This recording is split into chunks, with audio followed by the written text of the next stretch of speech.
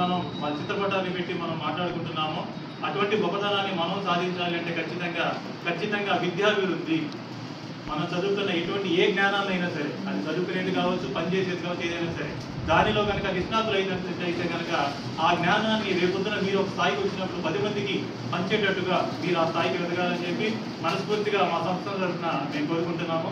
So Anil గారిని క్లుప్తంగా ఈ కార్యక్రమం ఏపీజే అబ్దుల్ కలాం గారి పుట్టినరోజు శుభాకాంక్షలు. సో ఈ కార్యక్రమం ఇంత ఘనంగా అవడానికి కారణమైనటువంటి మా సంస్థ మానవత, అలాగే మన కళాశాల వారికి కూడా నా ధన్యవాదాలు. సాధారణంగా నిన్న జరిగిన సంఘటన ఒక విషయం చెప్తాను. ఇంత పెద్దది అనుకోవాలి ప్రోగ్రాం.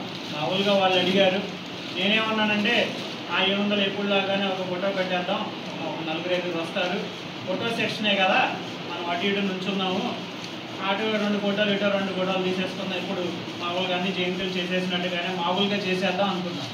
కానీ ఎవరికి దక్కాల్సిన గౌరవం వాళ్ళకి దక్కుద్దని ఆ కష్టానికి ప్రతిఫలంగా ఏపీజే అబ్దుల్ కలాం గారు నిరూపించారు. ఎందుకంటే ఆయనకి పిల్లల ఎంత ఇష్టమో ఆయనకి, అలాగే మీ అందరి సమక్షంలో అలాగే వక్తలు వాళ్ళు చెప్పాల్సింది చెప్పారు. వినేవాళ్ళు వింటారు. ఇంతమందిలో ఒక 70 మందిలో ఒక్కరిన్నా చాలు, అందరూ వినాల్సిన అవసరం లేదు.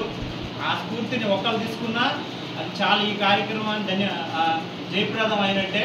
సో మీరందరూ వాళ్ళు చెప్పినట్టుగా వింటారు, అలాగే మంచిగా చదువుకుంటారని ఆశిస్తున్నాను.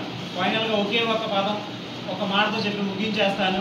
అబ్దుల్ కలాం గారికి ఎందుకు అంత మంచి పేరు వచ్చిందంటే ఒకే ఒకటి, ఏంటది, ఆయన అందరు చెప్పినట్టుగా పేదరికంలో చదువుకొని గొప్ప వ్యక్తి అయ్యారు. అంటే ఆయన జీవితం నుంచి మనం ఏం నేర్చుకోవచ్చు అంటే గొప్పవాళ్ళు అవ్వడానికి డబ్బే ఉండాల్సిన అవసరం లేదు. దీని ద్వారా నేర్చుకోవచ్చు, చదువు వల్ల కూడా గొప్పవాళ్ళు అవ్వచ్చు అని ఆయన జీవితం నుంచి మనం నేర్చుకోవాలి.